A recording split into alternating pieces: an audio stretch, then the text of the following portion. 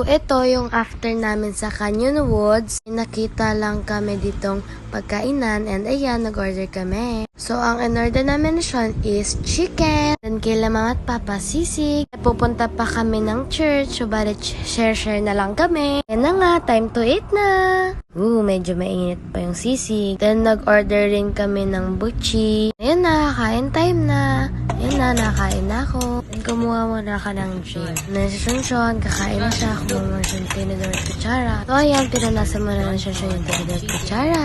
Hindi na siya kasi kakain na. Kanin ketchup butter chicken.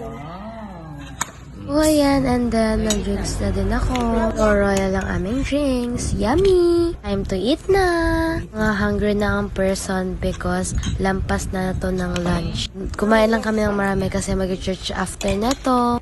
So, ayan yung butchi. So, yun lang. Thank you for watching. I hope you liked my video. Bye-bye. See you next time. Bye!